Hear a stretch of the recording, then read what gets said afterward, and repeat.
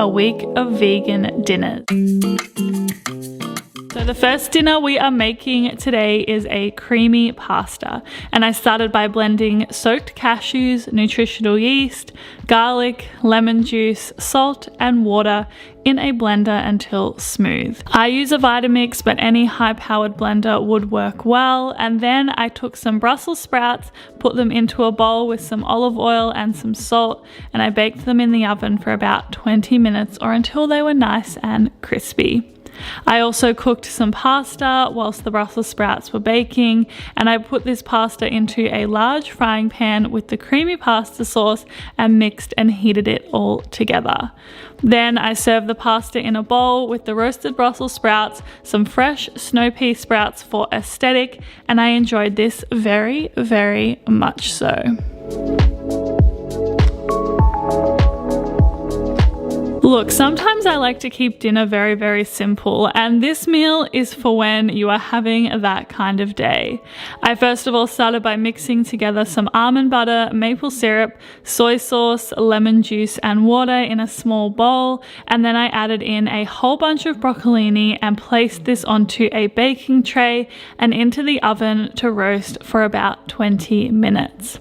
Something else I am loving at the moment is baby carrots, and I especially love tossing these in olive oil, Italian herbs, garlic powder and salt until it is nice and well coated, and then I like to roast these in the oven for around 40 minutes. So as you can see, this dinner is so ridiculously simple and easy, but it is packed full of flavor and it leaves me feeling very full and also very nourished.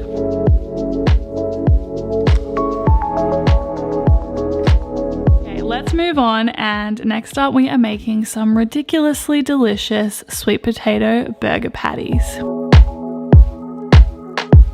Okay, so to make these sweet potato and chickpea patties, I started by boiling some sweet potato until it was super soft, and then I placed this into a bowl with some chickpeas and mashed it all together. You don't need to use your hands, but I really like cooking with my hands if you haven't noticed this already. Then I added nutritional yeast, some veggie stock powder, some salt, garlic powder and olive oil, and I mixed it all together again. And then I rolled these into balls and pressed them into burger patties and baked them in the oven for around about 40 minutes. Now it is time to build the burger, and I started with a fresh bread roll, added some tomato chutney, spinach, one burger patty, more tomato chutney, cucumber, tomato, another burger patty, avocado, and then finished it with the sesame bun on top. You can make these patties in advance and store them in the fridge for a few days if you want to enjoy them on burgers or in salads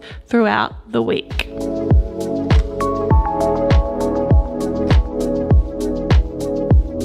Alrighty, so next we are making one of my favorite meals, a burrito bowl, and this recipe makes enough for 3, so keep that in mind when you are making it at home. To start, I made a fresh salsa with cucumber, cherry tomatoes and coriander. I placed this all into a bowl and then added in some lime juice and tossed it all together.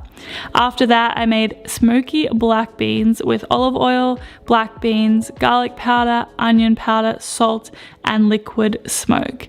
And then it was time to build the burrito bowl. So I started with some white rice. I added then cos lettuce as well as the smoky black beans, the fresh cucumber salsa.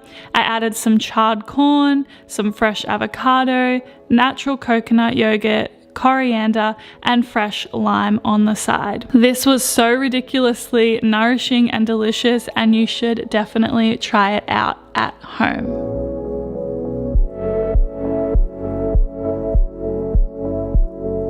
Okay, it is time to make some lentil meatballs, and I started this by blending lentils, walnuts, Italian herbs, garlic powder, salt, olive oil and tomato puree in a Vitamix until it was very well combined. Then I rolled the mixture into balls. I placed them onto a baking tray and baked them in the oven for around about 20 minutes. I decided to serve them with pasta, however you could also put these in like a sub or in a salad and they would still be very delicious. delicious. I added a simple tomato pasta sauce on top, as well as some sprouts, as well as fresh parsley. And once again, this was a very, very simple dinner, but I had poured a lot of love into it. When I pour love into my food, it is like pouring love into myself, as I always say. Okay, so next we are making one of my favorite simple meals, which is a falafel pita pocket. So I started by cutting some cucumber, tomato and parsley and tossing this together before frying some store-bought falafel balls in a little bit of olive oil.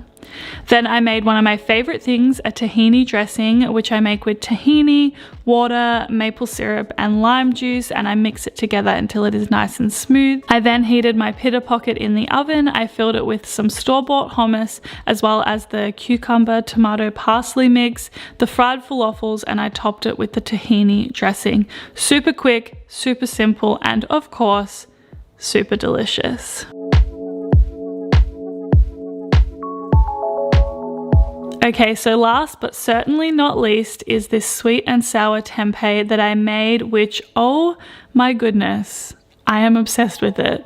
I started by making a sweet and sour sauce with pineapple juice, tomato sauce, maple syrup, soy sauce, apple cider vinegar and cornstarch, which I mixed well and boiled it for a few minutes before removing it from the heat. Then I sliced some chickpea tempeh into cubes, placed this into a frying pan, and then added the sweet and sour sauce to it. You could also use tofu here if you would prefer tofu, and you also don't need to add all the sweet and sour sauce. You can save it to pour on top. Of course, I then cooked some white rice to go with my sweet and sour tempeh in my rice cooker, and then it was time to plate it all up. I enjoyed a whole block of this tempeh with rice. I added some spring onions on top, as well as some snow pea sprouts, and then the rest of the sweet and sour sauce, which is a very delicious way to end a day and also to end this video.